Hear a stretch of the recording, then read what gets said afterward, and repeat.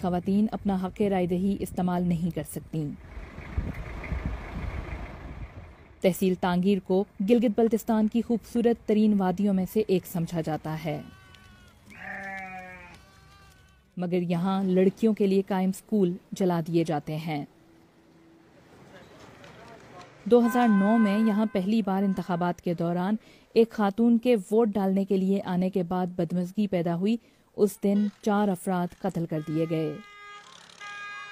آج 11 سال گزرنے کے باوجود خواتین کو دوبارہ ووٹ ڈالنے کی اجازت نہیں دی گئی۔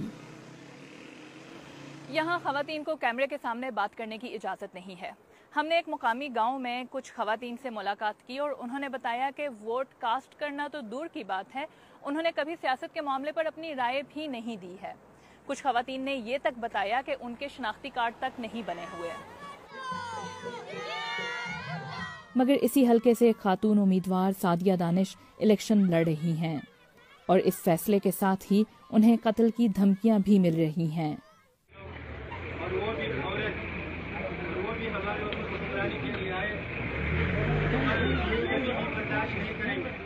لوگوں نے وہاں پہ احتجاجی مظاہرہ بھی کیا اور انہوں نے ڈائریکٹلی میرا نام لے کے یہ تھریٹ کیا کہ یہ خاتون ہے، اس کو ہم یہاں پہ آنے نہیں دیں گے، اور اگر یہ یہاں آتی ہے تو یہ یہاں سے واپس زندہ نہیں جائے گی۔ اگر آج انتظامیہ ان میں سے کسی ایک کے اوپر بھی ایکشن کرتی تو میں نہیں سمجھتی کہ پورے تانگیر کا جو ہے وہ چہرہ مسخ ہو جاتا۔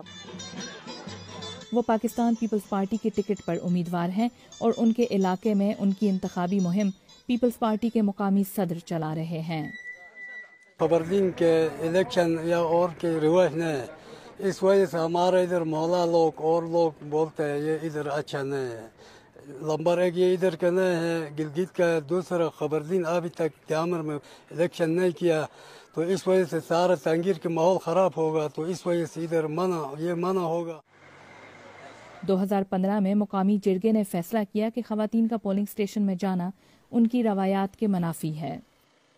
ہلکے سے آپ کنٹیسٹ کر رہے ہیں، وہاں آپ جا نہیں سکیں، جن لوگوں کی آپ نمائندگی کرنا چاہتے ہیں آپ کو یہ موقع نہیں دیا جاتا کہ آپ وہاں پہ جا کے باقاعدہ اپنی بات کریں، اپنی پارٹی کا منشور پہنچائیں۔ یہ بڑی تکلیف دہ بات ہوتی ہے کہ جب آپ کو اسپیسیفکلی یہ کہا جاتا ہے کہ آپ یہاں انٹر نہیں ہو سکتے۔ اس بار election commission of Pakistan act 2017 کا اطلاق گلگت بلتستان کے انتخابات پر بھی ہوگا۔ اس ایکٹ کے تحت ہر حلقے میں خواتین کے 10% ووٹ لازم ہیں، اور ایسا نہ ہونے کی صورت میں وہاں الیکشن کالعدم قرار دیا جائے گا۔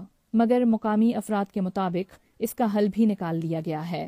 انتخابات کے دن کچھ پولنگ سٹیشنز پر بزرگ خواتین کو ووٹ ڈالنے کے لیے لایا جائے گا، جبکہ باقی خواتین اس بار بھی اپنے بنیادی حق سے محروم رہیں گی۔